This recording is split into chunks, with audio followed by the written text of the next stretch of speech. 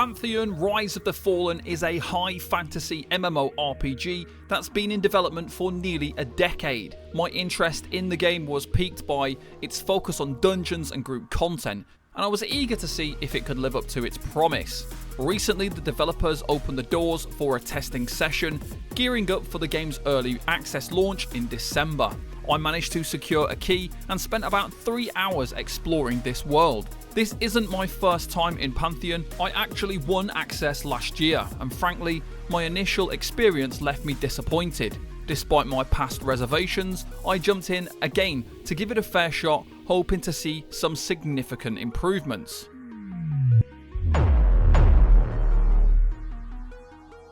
Visually, Pantheon has improved since I last played. The graphics have received a much needed upgrade, and the game now looks far better than its previously outdated appearance. This visual improvement is a good sign, showing that the developers are actively working on enhancing the game's appeal. Upon loading into the game, you find yourself in a town area.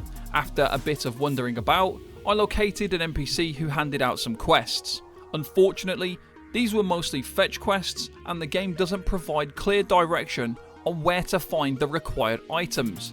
It took me over an hour and a half just to find my first maple tree for part of one of the quests. I hope they scale up the availability of materials in the starter zones for launch, otherwise with thousands of players on the same quest, progression will be painfully slow. Navigating quests is challenging due to the lack of an in-game map.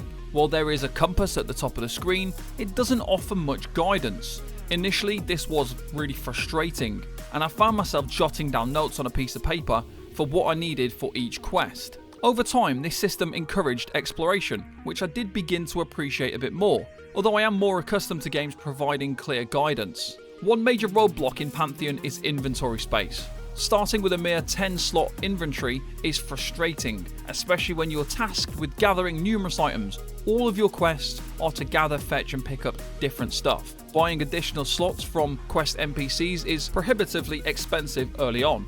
The issue is compounded by the fact that enemies drop a lot of loot, making it hard to manage what you need to keep and what you don't need. Frequent trips back to NPCs to sell or store items are necessary, which really disrupts the flow of gameplay. However, killing some of the goblins that are walking about occasionally rewards you with bags for extra storage and sometimes new gear, which is a small consolation.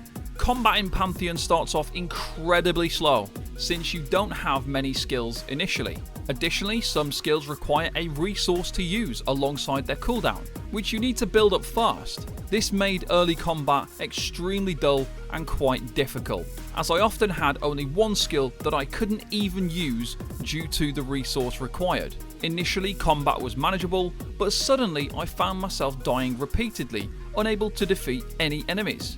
After some frustrating deaths, I turned the game off. I came back a day later and I noticed I had multiple buffs in the top corner of my screen.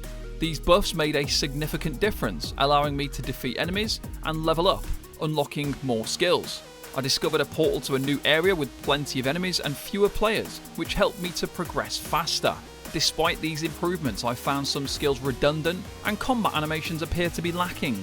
Pantheon Rise of the Fallen is set to enter early access in just 4 months' time, after almost a decade in development. Given this timeline, I had high expectations for a polished experience.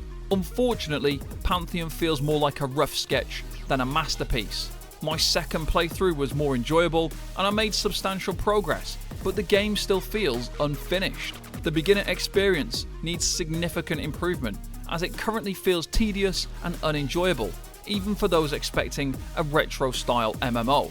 As a long-time player of MMOs and RPG games with over 25 years playing this kind of content, I want to see Pantheon succeed, but there are too many pain points in this game early on. The game lacks polish, a coherent story, and essential features that could deter new players. I do remain hopeful for Pantheon's future, but cautiously so. The developers have shown that they can make improvements, but they need to address a lot of fundamental issues to ensure the game's success as it launches in December. Thank you very much for watching this video, and I'll see you next time. Bye bye for now.